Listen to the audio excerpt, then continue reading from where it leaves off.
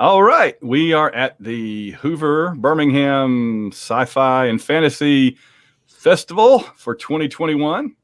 And many of us can't be there, but we're happy to be able to contribute in some way, and that's doing it remotely as we've been doing for the last year or so. I'm Allen Plexico. I'm the host of the White Rocket podcast and the White Rocket Entertainment Network and author of quite a few novels and so forth. And joining me today, we have David Wright. We've got Nathan Laws. We've got Kel Carpenter. We got John Ringer, all people that are ne'er-do-wells that are associated with me in one form or another. And I'm so glad to have them here because, gentlemen, we are gathered here to talk about the 20th anniversary of Peter Jackson's amazing Fellowship of the Ring, the first movie in the Lord of the Rings trilogy, the first movie in his whole, I guess, 6 movies and counting Tolkien series. And of course, we're also about to get the Amazon series. So lots of Tolkien going on, but this is what started it all. Unless you want to go back to the Rankin Bass, cartoons or the Bakshi cartoon. This is really what started it all, the live action Tolkien. And so let's run around the room real quick and let everybody introduce themselves. David. My name is David Wright. I am a lifelong sword and sorcery fan, huge fan of Lord of the Rings, and I am the author of the Galahad's Doom novel series, which is very much in the same realm, the same genre as Lord of the Rings. If you like Lord of the Rings, Chronicles of Narnia, King Arthur Legend, Dragonlance Chronicles, you will like Galahad's Doom. So check it out on Amazon. It's true. It's good stuff. Nathan. Hi, I'm Nathan Laws. I'm the host of the 42 cast, which is your ultimate answer to fandom, geekiness, and everything. And it's just me and a rotating cast of my friends talking about just about any subject in genre media. And I have been a Lord of the Rings fan since I was very young because my dad read the books to me as a series of bedtime stories. Nice. Very good. Very good. John.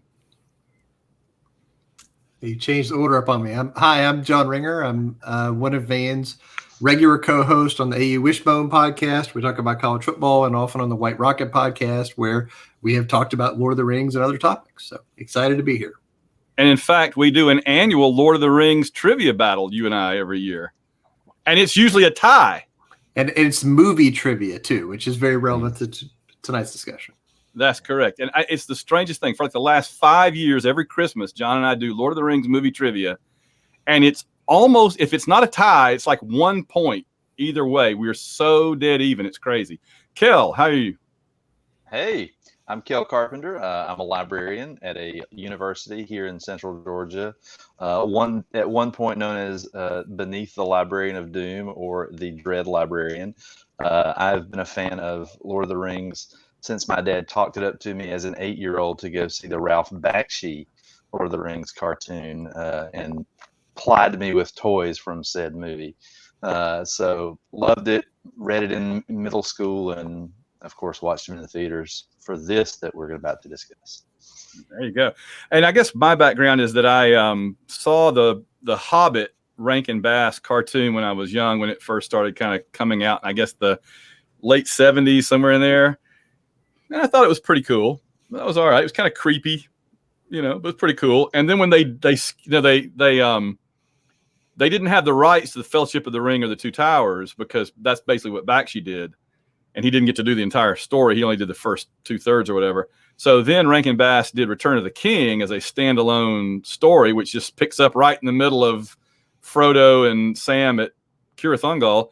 And I thought, oh, this is much better. We've got armies and battles and kings. And I mean, this is some serious stuff, So that's what pulled me in, was that the cartoon showed me the scope of Lord of the Rings and how much bigger of a story it was than just a straight ahead quest there, literally there and back again, right? This was like their giant war and then back again with other side quests along the way. So, all right. So I want to talk a little bit about it first, and I want to just talk about when we knew that this was coming, and then I'm going to go around the horn and see what you guys think. We knew this was coming in the late 90s. I mean, as early as like 1998 or whatever, I was following the OneRing.net and Ain't It Cool News like daily. What's going on? What do we know?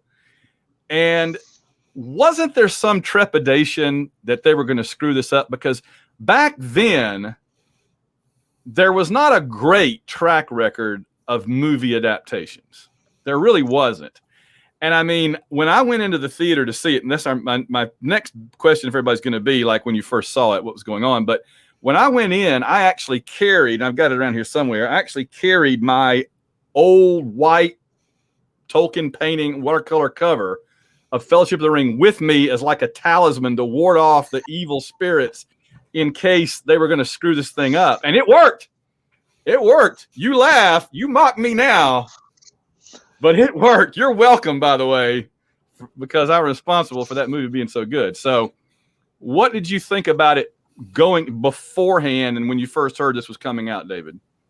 Well, I was a fan of sci-fi, fantasy, and superheroes growing up in the 80s, a time when those were stories that I consumed and loved, but the movies that made it to the screen in those categories were really kind of awful. They're really kind of bad. The 80s were a bad time for superheroes and sword and sorcery fantasy. And so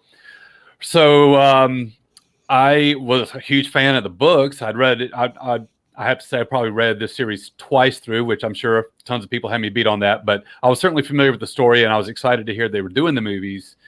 But we started hearing about it in 99. 2000 is when I really got ramped up because I was fully plugged in what the OneRing.net was reporting, and the stuff they were showing just got me so excited. Like I do, here we are. We're in an era of filmmaking where I don't have to worry about the cheesiness of all the plastic, practical effects of the 80s, Conan the Destroyer fighting the fake snake and stuff like that. So just seeing what I saw in 2000 on their website got me super, super hyped.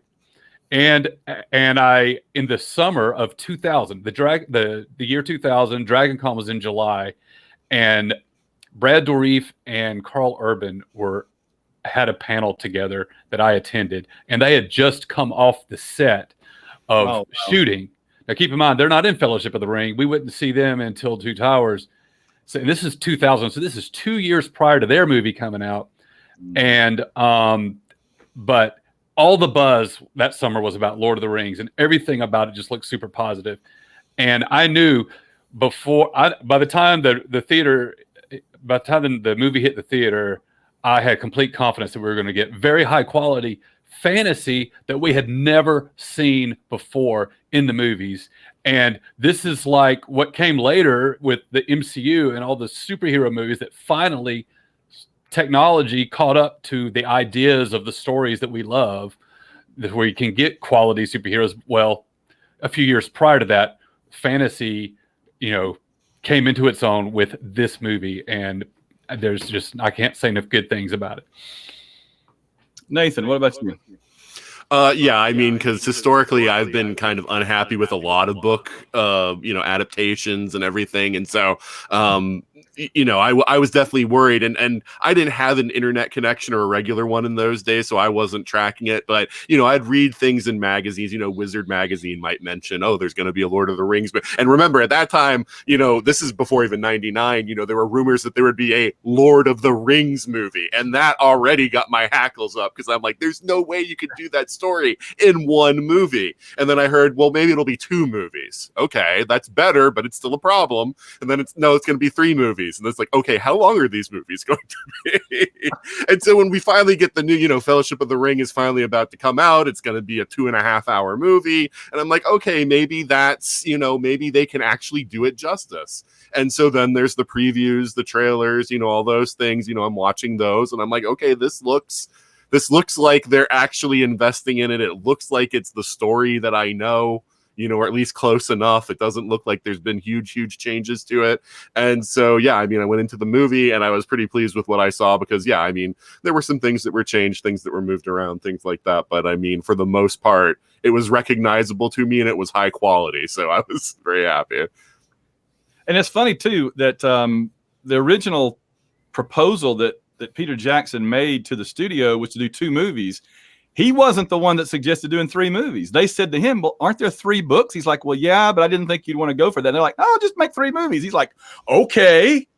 Because I remember originally, like, they were going to combine Fellowship and Two Towers into one movie, and The Return of the King was going to be one movie by itself. And if you look at the director's cut, the extended versions now, Return of the King basically is like it's 4 hours long. I mean, John, your thoughts about that beforehand? I was one of those people who was looking at the internet in anticipation, looking at the production photos and the tidbits. As soon as there was a poster they made for the movie, they had the two towers, not the towers, the statues on the river, the Argonaut, and of the boats going between them. And it wasn't a picture; it was just like a drawing of the boats going to the movie, but it was a movie poster, and like 2 years before the movie came out, that went on sale, and I bought it and I put it on the back of my office door at work, and every day I looked at that picture, and I'm like, soon that movie's coming, and I'm going to get to go see that. And so I was very, very excited, but also nervous, as y'all said. I was concerned about the quality. I was concerned. I didn't trust Peter Jackson. He was a horror director, and I didn't like his stuff before this. And so I was like, who's this guy we're trusting this thing I really care about too? So, but, when I saw it in the theater, I was ecstatic because it was so much better than many of the other adaptations of other things. So exactly.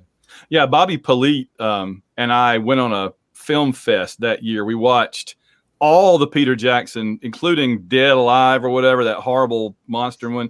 The one with the two Australian girls that murder their mothers or something. And then the Frighteners, whatever.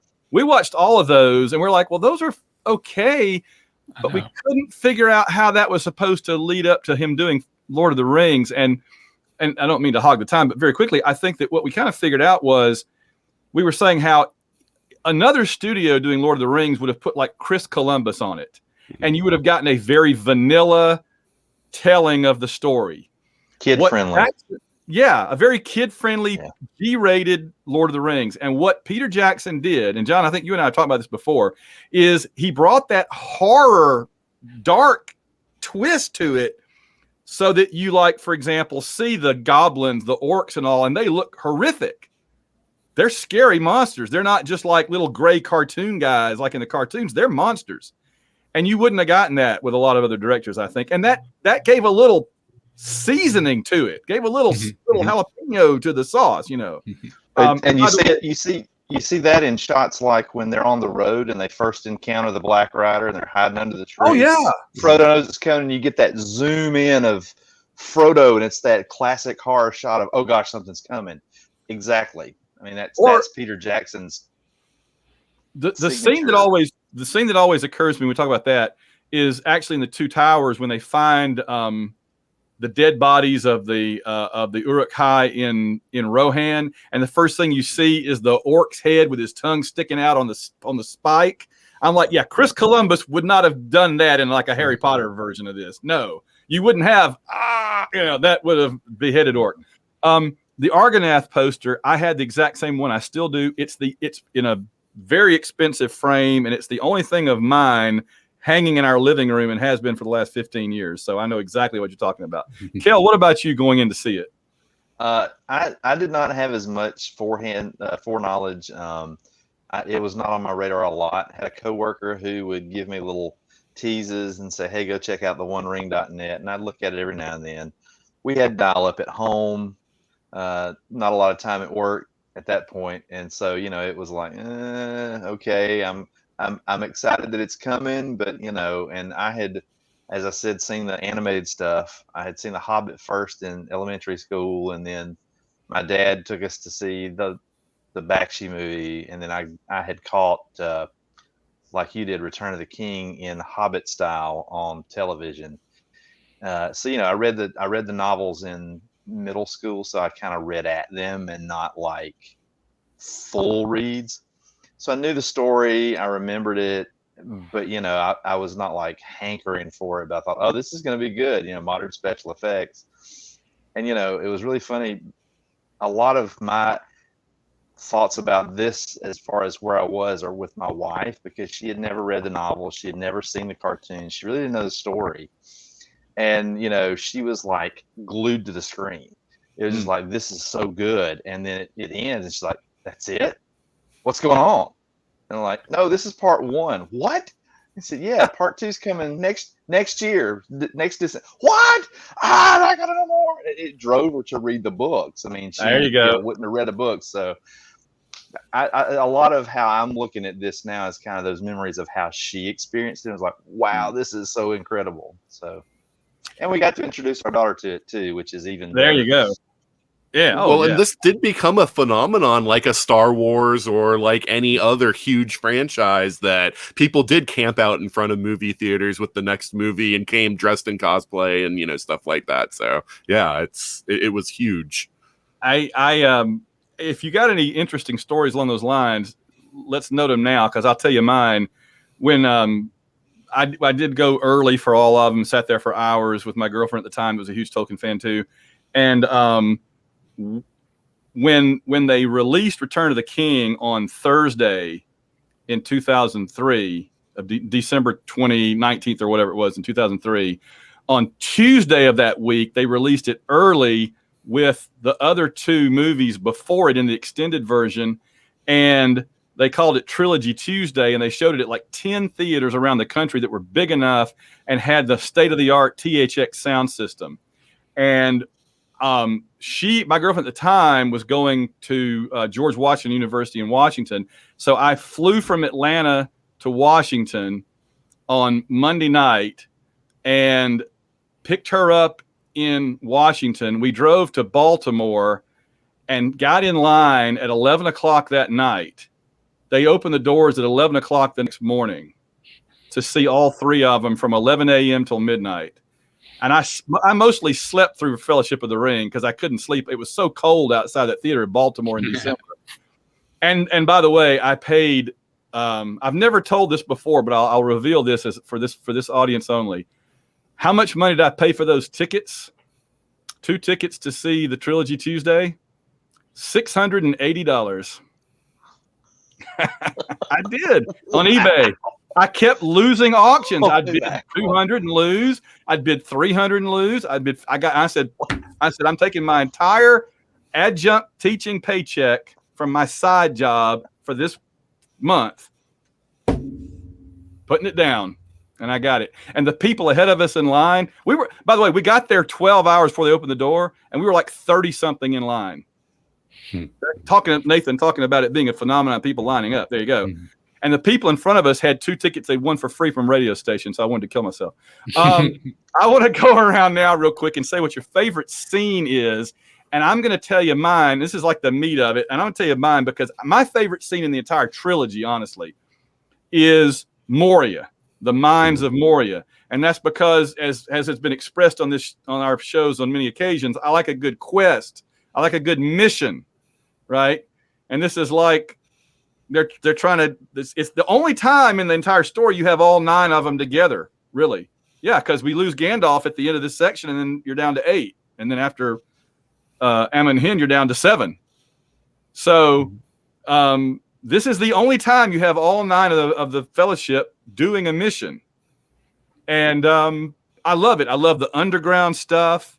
It's all dark. It's got a lot of tension, a lot of shadows.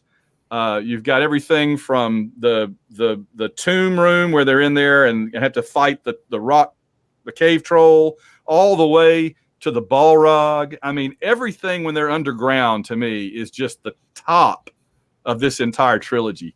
Let me try around the other direction this time. Kel, what is your favorite scene in this whole movie?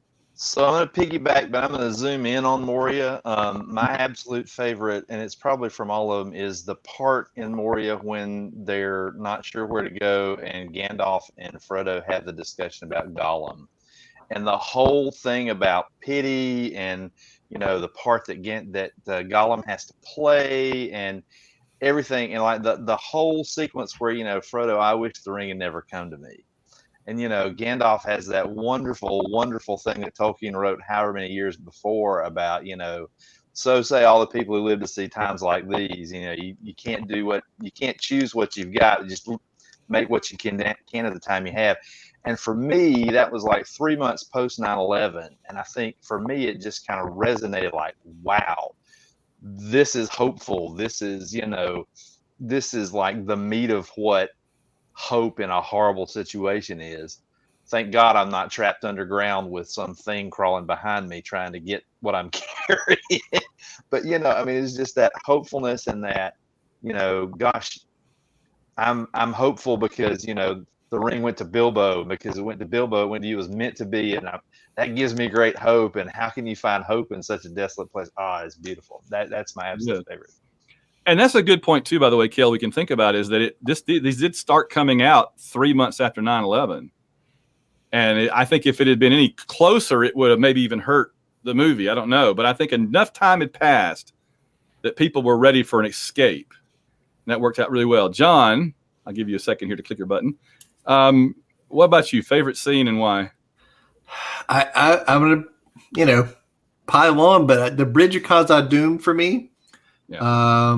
The scene. I think every scene with the Balrog is perfect. I think just the glow coming down the hallway, getting bigger, and then Gandalf kind of realizing what it is, and everybody running, is excellent. And then Gandalf facing on the bridge is awesome and a great moment, and I love it. I also love the scene at the end. I love the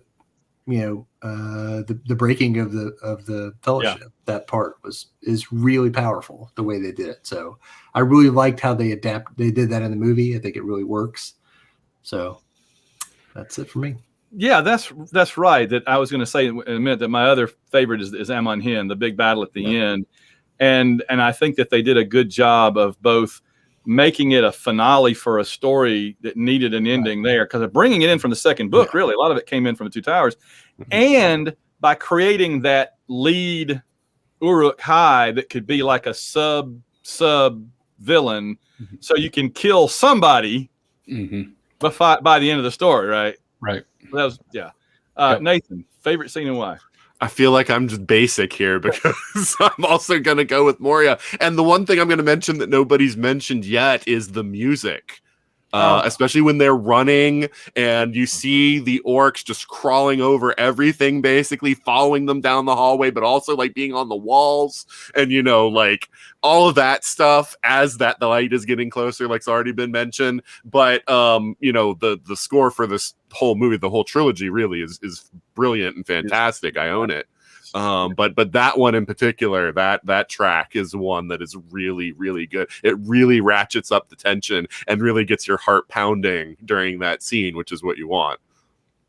Howard Shore is brilliant. It's hard to imagine he was the Saturday Night Live music director before he went into scoring, and he did that incredible score. I saw him conduct it live in Atlanta, and I saw another conductor conduct Fellowship live while the movie played with no music in St. Louis. So I absolutely adore the music. David, your favorite scene and why? All right, I'm not going to say Moria. How about that? So first, since I'm last, I'm going to give quick multiple answers. From the very beginning of Fellowship of the Ring, it absolutely had me captivated. I was on board. That prologue, just the way they opened with the history and just the tone and the flavor. You have Galadriel narrating it. You get an overview of the rings, the final alliance, whatever it is, in the Second Age with the elves. All of that just set the stage. It gave you the scope of the story, and it gave me confidence that these storytellers know the material, and we're going to get the whole story. And it gave me goosebumps just to see that we open with that. Then, that scene where Gandalf is arriving at Bag End, he's going up the hill, he's in the wagon, and you've got the grass, and it perfectly recreates a famous illustration or painting that I think was already kind of in our pop cultural subconscious, and it just absolutely resonated. And it's like, this is real. This is Middle Earth. Like I was so immersed from that moment on. It's just that perfect image of he absolutely nailed Middle Earth and Lord of the Rings. So also real quick, anything with the Black Riders is totally cool. Their introduction, the chase at night to Bree where they're behind them and they're trying to get on the river. Also when they almost catch them at the river and Arwen calls down the water horses and washes them away. And very cool action stuff. Love it. But to get my real answer and my number one scene, it is Boromir's death scene. It's that dialogue with him and Aragorn, and he's like, my brother, my captain, my king. It's like, man, good stuff. Goosebumps. Love it. And the symmetry that he gets hit by 3 arrows, just like his fourth crap. Isildur? Isildur, yeah. Died exactly the same way as Isildur. Yeah, it was amazing. No kidding. Right. Great stuff. I like that Arwen is in it. I like that Jackson tried to give the female characters more to do, particularly her. I know his original plan was that she was actually going to go with them through Moria and stuff, and I'm just like, no, you need to stick to the book as best you can. But they still found things for her to do, so that was good. I had a note here we could talk about really quickly any random factoids that you want to throw in. I think we've thrown in a few already, but does anybody have a particular factoid that you're dying to share that maybe others don't know about? So not necessarily a factoid, but an observation. So I couldn't find to rewatch it for this anything but the extended version. And I'm so sorry because that's the only one I'll ever watch. Right. Exactly. Actually, I finished it today while I was working, so it's like here. But what's really, I picked up on Gandalf and Saruman both do research. They go and they dig through stuff and they find out histories and stuff. Wizards are librarians. Yes. Oh my God, that's so awesome. So yeah, that's my little Awesome. Every library needs a room like the one at Minas Tirith. Yeah, I like that we got to see Minas Tirith. Yeah. I remember in the theater when Gandalf rides up and you see the formations, of the side of the city, and I'm sitting there going, wait, what is that? Because I couldn't quite believe that we were actually seeing it in this movie. Mm-hmm.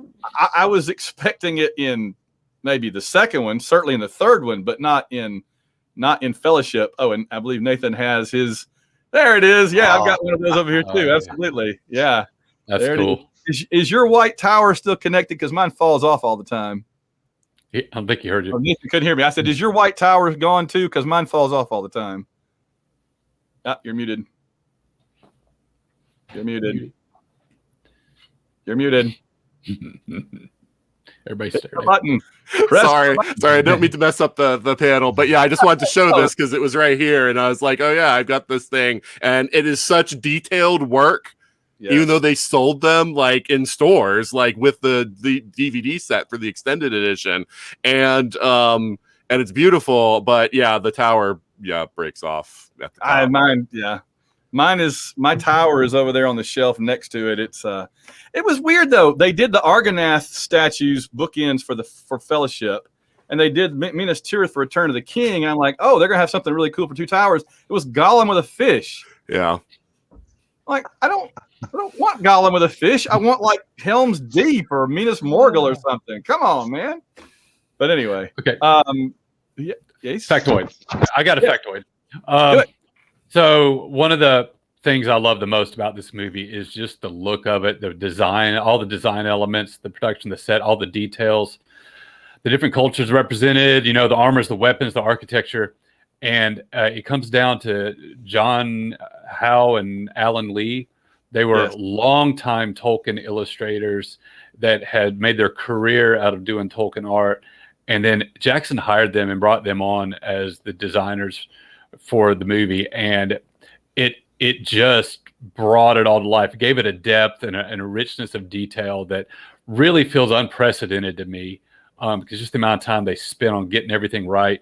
And I mean, you look at like the details of Rivendell, right? And you look at that, what they did with the Shire to make it look exactly right. And it's all because they had these guys who had pretty much helped establish the definitive vision of what we all imagine all this stuff to look like. There hadn't been very many adaptations. You had the animated stuff, and that was pretty much it, but somehow these are images that are already familiar with us that we could say, oh yeah, they got that totally right.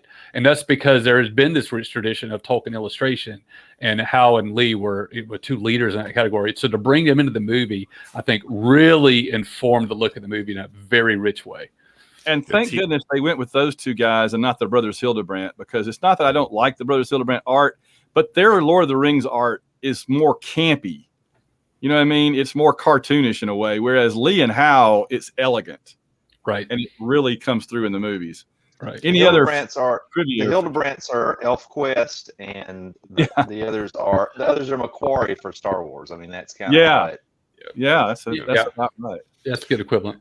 Yeah, I would like to mention, I already talked about Howard Shore in my other comment, but basically how he approached the scoring of the movie, which I think it's fairly well known that Tolkien was very interested in language, and that's why he developed full languages for all the races in Middle Earth and everything, and there's even a written language, all that. But what Howard Shore did is he created a musical language, is what he called it, in that different places had different instruments, and there were different tunes for different characters. And so you would, as characters came and went, you would lose bits of the melody or gain bits of the melody in your different locations. Like in Rohan, it's all strings, and so by that, he sort of was helping to tell the story of what was happening with the music that was in it. And it's really interesting when you think of it that way, because usually music is not that involved with the storytelling. It's just there to get an emotion going. And I found that to be really cool to go back and listen to it with that in mind. He uses leitmotifs. Yeah, it's that Wagnerian approach where and the first movie is the one that has the best score, in my opinion, because when Shore created the Lord of the Rings symphony, he did it in 3 parts, one for each movie. And the first part is so good because it's got the Hobbit themes, the Orc theme, the Rivendell theme, the Lothlorien theme, on and on and on. The Ring has a theme, I may have mentioned, right? There's so many different ones. You get to Two Towers, you basically have the Rohan theme, which is cool, and that's about it. You get to Return of the King, and you have the Gondor theme, which is pretty cool, really cool, but that's about it. But you get so many in that first one. So the music is so rich, and I don't think Peter Jackson ever fully appreciated just what a marvel Howard Shore was creating. I think it's very underrated, even with its own director. Because I remember the reason the Rohan theme is catchy is that when Shore was working on it, Peter Jackson went to him and said, "Could you make this something that I hum afterward? Make it something that is a tune." And he did that. Da da da da da da da da da da. And Peter Jackson said he listened to it and he wasn't sure. And he said an hour later he was walking around the studio humming it, and he went, "Oh, okay, I guess it worked," because he didn't even realize he was humming it. So that was pretty cool. All right, our next topic is, what is age the best and the worst? Let's combine these as we run around real quick. David, what is age the best and the worst in your opinion out of this movie? Well, the first thing I always look at is CGI, because I've reached a point in my movie going, it was after Endgame, that I'm kind of burned out on CGI. And so in my personal life, I kind of have delved back into 1980s cinema, just kind of immersed myself in the 80s because it's all mostly pre-digital. And it's refreshing to watch things that don't rely on CGI. So obviously there's CGI in these movies, including Fellowship of the Ring. But what ages the best is that Peter Jackson used practical effects and sets as much as possible. He really kind of merged the two together in a very artful way. And I like using Minas Tirith, that's a miniature, right? It might be 20 feet tall, but it's still a miniature. And he's able to super detailed and you're using stuntmen and costumes for the goblins, right? They're not all CGI like in the Hobbit movies. So all the practical effects and how he's able to use practical elements to really give reality to his shots, I think that absolutely helps these movies from aging too quickly. And where it doesn't age well is where the CGI has to be relied on a little too much. I think particularly of the cave troll, and particularly of Legolas's digital double that's crawling around on top of him. I think it's already kind of, but I think that will end up kind of not aging well. But then when you have, like in the prologue, the battles, all the big armies in the background, they're digital, but you've got real actors up front in the foreground. And I think that's the right approach. So, and I'm a big fan of stuntmen in costumes and makeup instead of just all CGI monsters. Yeah. Good stuff. Nathan, what's age the best and the worst?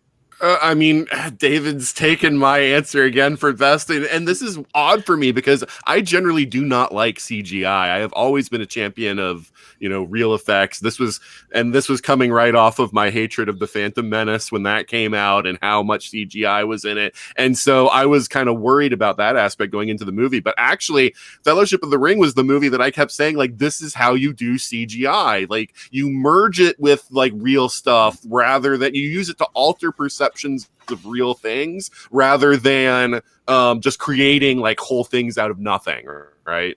And so that's what I really appreciated about it. And even going back and watching it now, I feel like because that was the approach that was used, I have a lot of tolerance for the CGI in this movie, because when you over rely on CGI, that's something that ages really horribly, because in 3-4 years there's going to be better CGI out there and it's going to look like garbage. And Lord of the Rings does not have that with me. I still can suspend my disbelief with the CGI. And I am awful for what has aged poorly. Like, I tried to rack my brains about what has aged poorly on this one. I didn't really have a good answer for that one, so I'm just going to let somebody else get into that. John, what do you think? I wrote down the physical sets to me. So kind of playing off David's answer, like, I think the construction of the physical sets, not relying on CGI digital effects to make it look like they were in the Shire, but physically building the Shire, building the houses, the inside of the houses felt very real. The layout, the landscape, the gardens, the fields of the Shire felt very real. And because they were real, they actually did it. It's in New Zealand. You could go there. And so I appreciated that. And I think that it did age the best, because it looks like they're in a real place that people really live in. And I really appreciate that. I don't know what's aged the worst. I mean, maybe some of the Gollum stuff in the first one, but it's a tough one. There's not a lot of it. No, it's I'm saying, but I also appreciate like how he, even with the limited CGI they had, like he used darkness well. So the orcs or Gollum and stuff were in the darkness, so you didn't see them clearly, and so you didn't get the whole thing. Kind of. Yeah, Kel, what do you think? Age the best and the worst? Best is the chemistry between the cast. Just what struck me seeing it, I split it yesterday and today. It's just that you can see them grow together as friends, and just the way that they obviously interacted well together and really took it to the next level is just a beauty to see again. Effects are kind of in some of the not aged well, aged worse. Particularly when they're running in Moria trying to escape the Balrog, the long shot, and that's what I noticed. A lot of the heavily effects are those long shots where you're not up close, and I guess they're hoping you don't see. But when they're running down, to head to the bridge of Khazad-dûm, and they're down this long hallway, it almost looks like your standard video game. Let's advance in there, running down the hall to get to the next part of the quest. That looked like that to me. And of course, the absolute worst scene in the whole movie is when the ring accidentally lands on Frodo's finger. Nope. Yeah. There's got to be a better way to do that. I just tell myself that it was an intelligent thing, right? And it knew what it was doing. I did appreciate the movie making piece of making the ring a character. Yes. Right? It had its own music. It had its own with its own theme. Lens and focus on it. So it was like a thing that was actively participating in the movie. Yeah. Yeah. They had several different versions of it, of different sizes and materials too, so they could film it at different ranges, and it would always look substantial and everything. Yeah, I think the one in the foreground in the snow right after they escaped Moria, I think that one was like 12 inches or something like that. But going off on what Kel said, let's talk about the cast. For such a large cast, they absolutely nailed it. I mean, how perfect is the cast? I can't imagine anybody in any of these roles doing any better of a job. Although David Bowie, wasn't he up for Elrond? He would have been a good Elrond. But my fan cast in my brain growing up reading the books was always Mark Leonard as Elrond. Oh yeah. Oh, man, that'd be okay. good. Okay. Yeah, I can see that. All right. But still, you're not going to complain about Hugo Weaving, you know. So no. I mean, it's what I mean, an you couldn't have amazing Mark Leonard anyway, so he's dead. So, I think that the thing for me that aged the best is, and I noticed this the first couple of times I saw it, was that it didn't have that antiseptic filmed in a studio look. They got the characters dirty from square one, and they only got dirtier. And there's a scene where Frodo is holding the ring in his hand, and they zoom in on his hand, and you expect it to look like that, you know, and it's filthy. You can see all the dirt, and I'm like, under his fingernails. Yeah, they even thought to make him dirty because he's been out in the freaking woods for a month or two at this point. I was brilliant. All right, so but there's one thing I'm going to call shenanigans on with that bothered me even at the time. It's a little nit, but it bothered me, is that Aragorn's stubble stays a perfect stubble length. It never grows into a beard, and he never has to shave to get clean shaven. And I was like, how is that stubble just maintaining that perfect length? He's a Dunedain. He only needs a haircut like once every 20 years. Yeah, it's one of them rangers. It's from perfect Numenor. beard. Yeah, he's got Well, the props same to- disease Props to that. Vigo for actually No, we props to lose Phil. Vigo for actually staying dirty the whole time of filming. They said Yeah, he did. slept out in the woods and didn't bathe, and yeah. Well, Method you know, acting. and let me talk about Aragorn for a second. That's the Daniel Day-Lewis approach, and Daniel Day-Lewis would have been a hell of an Aragorn. I think Daniel Day-Lewis could have done it. He's the only other person I could think of.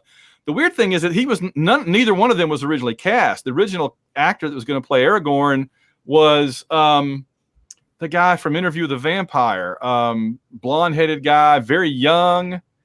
And after like 2 days of filming, PJ is like, this is not, I can't think of his name, but he's like, this is not working. I need somebody that's tougher, bigger, heavier. Was it Stuart Thompson? Stuart Thompson? No. Stuart something maybe. But anyway, so he called up Viggo Mortensen and said, "Can you get to New Zealand in like 2 days?" And Viggo went to his son, who was a teenager, and said, "What do you know about Lord of the Rings?" And his son is like, "Oh, that's a great story." And Viggo's like, "All right, I'll be there. I'll be there." Yeah. And so as soon as he got off the airplane, the very first thing he did was film Weathertop. Stuart Townsend. Yeah. Townsend. I said It Thompson. would have been terrible. I don't know what PJ was thinking. He would have been terrible. Yeah. And I know Vigo like immersed himself in the Elvish language and really tried to learn as much as he could and advocated to work as much of it into the movies as he could. Oh yeah. The thing that's aged the worst for me very quickly is it from the very minute I saw it was how many times in this movie, and this is the only really bad thing I have to say about the movie that has driven me crazy. This is what keeps it from being really a perfect movie for me. How many times in the movie does Frodo get killed and then he's fine? And I mean, in Moria, he's stabbed by the troll and he's like, oh, and then he's on the ground like totally unconscious. And they're like rolling around, Frodo, are you dead? And he's like, oh, I'm fine, guys. It's all good. And you're like, well, then why are you lying there dead? Why don't you get up and not make us scared to death, man? And over we get that, like at least 3 times. So that was the only thing. I just felt like PJ felt like that would be a good idea. He just went to the well too many times. But that's my only real nit to pick about the movies. And the eye. Do we have a drama queen? Yeah, yeah. Do we have any other cast changes we want to suggest, or would it be interesting if beyond Daniel Day-Lewis as Aragorn? I thought was a pretty good one. I don't know if this counts because obviously they cut the character completely, but I always thought Robin Williams would be a great Tom Bombadil. Oh wow! I salute you for that. Jack Black would be a great Tom Bombadil. Jack Black. Oh man, he is not good for anything. How about exactly Tom Bombadil? How about if I zag and go like? What if I went like 80s Eddie Murphy as Tom Bombadil? Oh. You need somebody that's a little off center. I agree that Robin Williams is kind of in his prime is kind of the ideal. Just oh God, you know what though? They could have, if you'd gone that direction and they'd had to keep going until they found somebody that would do it, you'd have had Jim Carrey. And I don't think we wanted Jim Carrey in this movie. I don't think we wanted him within 1,000 miles of New Zealand while it was being filmed. So I think we all worked out. Any other cast suggestions or changes? Or is there somebody you think would have directed it? Have you guys seen the YouTube video that they did years ago where they do like Howard Hawks' Lord of the Rings starring Humphrey Bogart? No. If you've never seen that, oh my gosh, it's the greatest. It's only like about 8 minutes long. They do the entire Lord of the Rings using film clips of Bogart movies and like Sidney Greenstreet as Gandalf. Wow. And I'm not even going to spoil who the Balrog is, but that's my favorite scene when Bogey goes into Moria and he encounters the Balrog, and I'm just like, yes, it's so great. But yeah, just go on YouTube and search for Howard Hawks, Lord of the Rings, Bogart, whatever. It'll get you there. I've seen the Russian TV adaptation. It's hilarious. I was going to, and then I said, no, I can't do that. It's so bad. It's awesome. Isn't there a Turkish version too, maybe, or something? Probably. Yeah. Why not? Maybe it's Star Wars I'm thinking of. Maybe there's like a Turkish Star Wars. Yeah. When you suggested this question, Van, I thought that you meant like who's around now that if they made it again, like who would be cast in these positions. Yeah, sure. So like I didn't come up with a full list or anything, but one of the ones that I thought, looking at older actors, someone who could play like Gandalf and Saruman, I thought David Warner would be perfect as Saruman. I think he's stellar in everything. And I was thinking Anthony Hopkins as Gandalf. I think a lot of the things that he brings to playing Odin would also serve him well playing Gandalf as well. I think he was considered for it. Oh, was he? Yeah. He and Sean Connery were both offered, I think. That was, Sean Connery was the one they wanted. And I'm so glad that we didn't get him because it was basically stunt casting to get some publicity for the movie, I think. And I don't think I would have. I mean, obviously, nobody's going to be better than McKellen, but it would have that would have been a very different movie. And for composers, I was thinking Michael Giacchino. Because after listening to the Doctor Strange score, it's so interesting, like what he plays with musically and like how like it's very different from what you would normally hear in a superhero movie and everything. I'd really love to give him Lord of the Rings and see what he could do with that.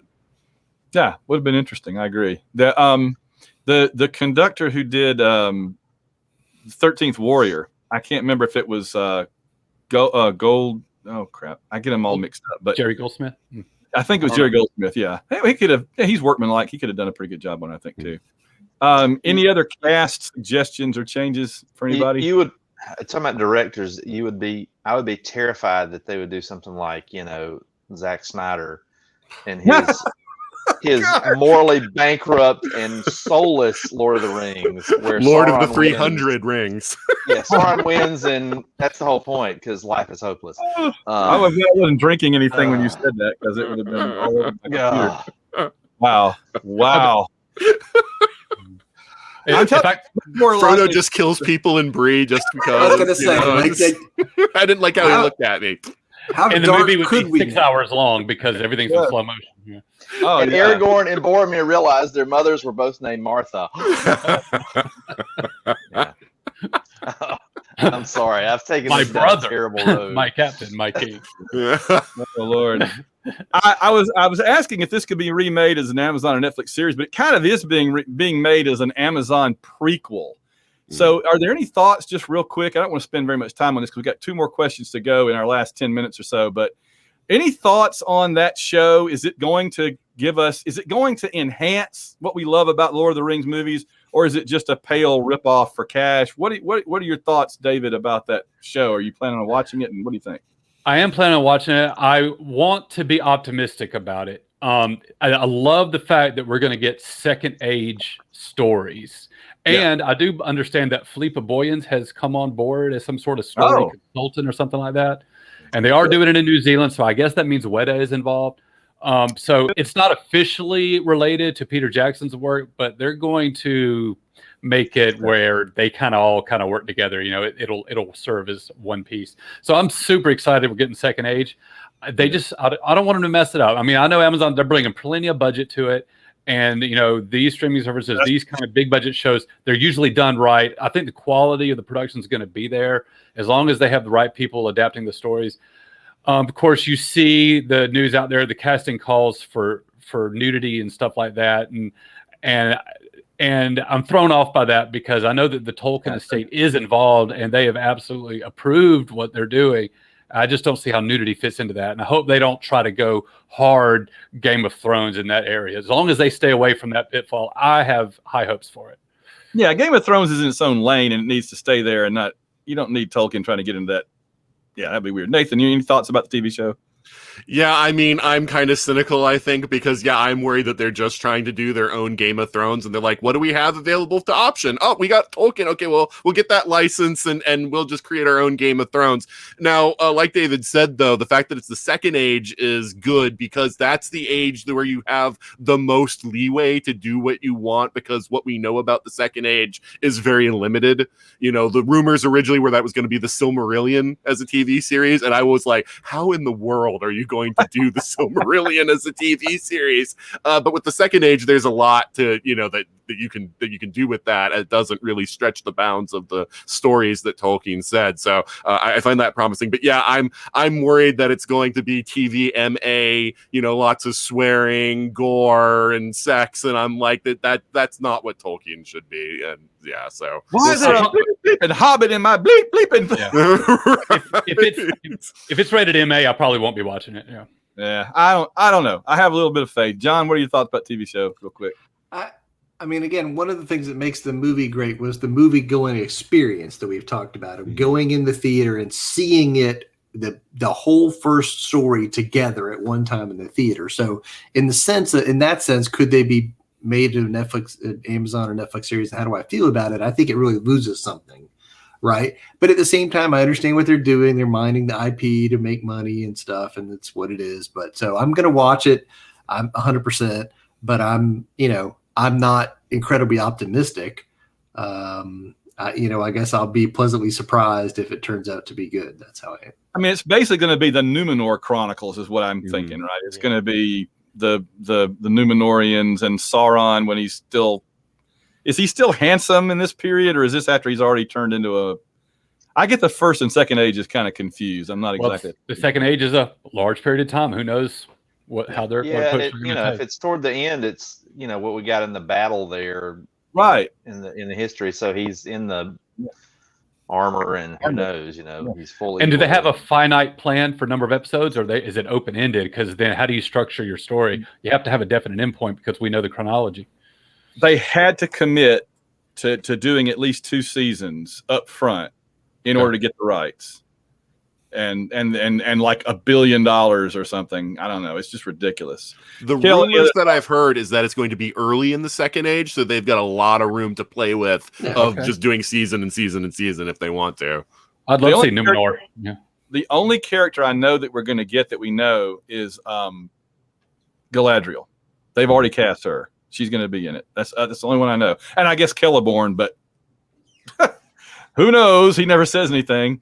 A friend of mine used to call him Galadriel's boy toy. Kel, any thoughts on that we haven't already mentioned about the TV show before you? I'm hopeful that with Christopher Tolkien no longer in the picture, that they'll have a little more leeway to work with Boyens and with Jackson to get some continuity and some sort of flow, so that because I know Christopher Tolkien was not a fan of the movies and never wanted Jackson involved again and all that stuff. But I'm hopeful.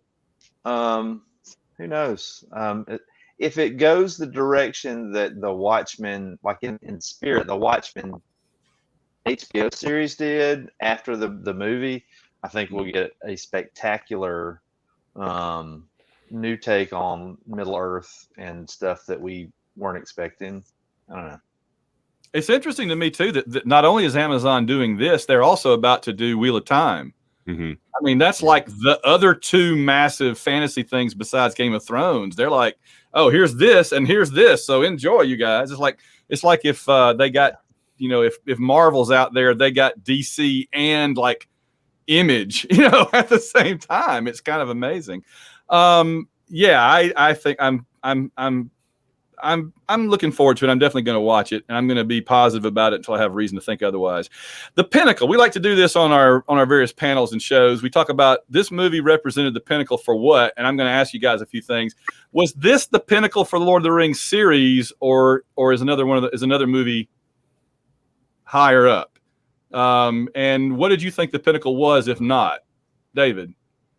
Well, as far as the best movie in the series, I go back and forth between this and Return of the King. I really do like Return of the King a lot for different reasons. It did end up leaning heavily into CGI, but as far as like just that perfect feeling, I think Fellowship of the Ring nails it for me as far as the high point of the series. Yeah. I have other types of pinnacles. Do you want me to get into that now? Yeah. So first of all, going back to the perfect cast and also doing practical effects where possible, I think it's a pinnacle for forced perspective filmmaking. Yeah, they relied a lot on some old school in-camera tricks to be able to cast full-size people in little people roles, right? Because before they casted it back in the 90s, we were thinking of little people actors, like how are they going to do the Hobbits? And Peter Jackson just had a totally different answer. And some of the forced perspective shots are really cool to see. It's also a pinnacle. Oh, I've got a couple others. I don't want to steal anybody's thunder, but pinnacle of extended DVD box sets experiences. Good. I've got them all. Man, I know. I've got the theatrical ones. I've got the box sets of the extended versions. I've got the Blu-ray set from Costco, and I've got the 4K box set. If this thing was on VHS, I'd have the tapes. I'm a junkie for behind-the-scenes documentaries and cast and crew commentaries, and we get multiples of those. You could watch these movies for a month and not repeat yourself. So, and then, well, I got one more pinnacle answer, but I'll come back to it. I don't want to steal anybody's thunder. So if there's time, I'll give one more. Nathan. Yeah, to me, this is definitely the pinnacle of the three movies. It's the one it's my favorite. I feel like it hews most closely to the text of the three of them, and to me, that is important consideration. And so, that's. I'll just say this, like Two Towers had me scratching my head as I left because I did not see how like Shelob was not the cliffhanger of, you think Frodo's dead at the end of it, So yeah, that just bothered me. But anyway, no, right. Yeah, as far as other pinnacles, I think that this was a pinnacle for model work. Which is kind of close to what David was saying, but like Weta Workshop, all the work they did, like we got those beautiful things with the 5-disc DVD sets. But all that work, if you watch the extras on the DVD showing the painstaking detail, the work that went into all that stuff, beautiful. And it's the kind of stuff that nowadays almost everybody just does with CGI. They don't worry about creating something practical. So absolutely love that. I think it was a pinnacle for Howard Shore. As far as like his work, like this is one of those like once in a lifetime works that somebody can produce, and I think that he kind of peaked here with that. And an actor that I absolutely love that we haven't even mentioned in this movie is one of my favorites is John Rhys Davies, and I think that this is the pinnacle of his career, also playing Gimli. And I think the script doesn't always give Gimli the due that he deserves, but I think that Davies has the perfect voice for it and the physicality for it, and did a great job with the role that he had. Good deal. John, your pinnacles. I think I would agree, is definitely the pinnacle of the box set with the commentary. Like that, there's no other movie before or after that comes close to that. But also I think it's the pinnacle of the director's cut. It's not just a commentary thing. It's the pinnacle of, you got the theatrical version, but here's everything I filmed in the movie I wanted to release, but I couldn't because of time and theaters and stuff. And so I really appreciate that, that we got to see and eventually experience everything he wanted to show us. In more of the full telling of the story that we all appreciated. Even there is some stuff that's not in the books that they added in or whatever, and that's fine because we're in the world and stuff. And I also think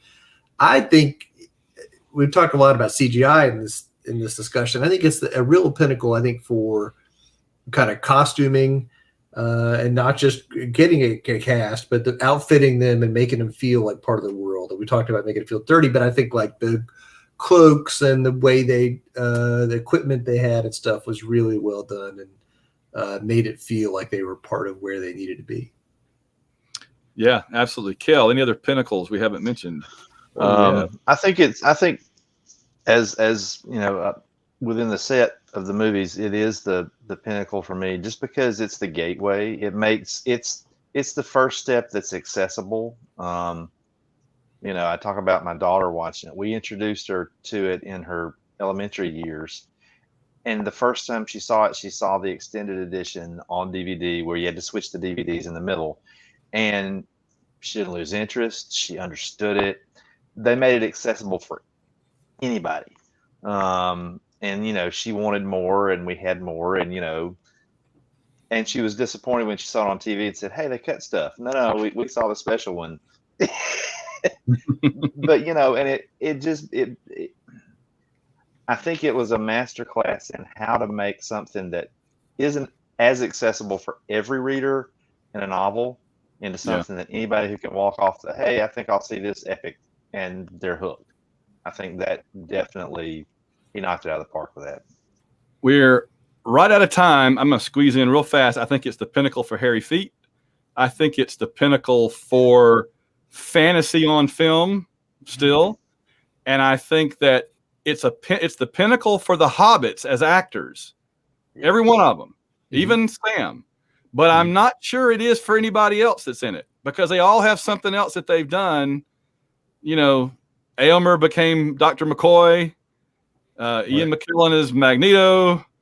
Orlando Bloom went off and did the Caribbean. They all have done other things, it seems like. And Lord, Galadriel has done all kinds of stuff. Yeah. But the hobbits, they've never done anything to match this. And two of those hobbits are still living off of this. They're like doing a podcast now. They're so living off of it. So also peak for New Zealand. Peak for New Zealand. That's all. Yeah. No, it is New Zealand peak. 100%. You're right. Guys, thank you so much. This has been the Fellowship of the Ring 20th anniversary podcast or video celebration. And I think we did a pretty good job. I'm going to clap us all in the back. All right. We will see you guys at Birmingham. We will see you in person, hopefully in the future. And we're going to get out of here. Thanks so much, guys. The road goes everyone.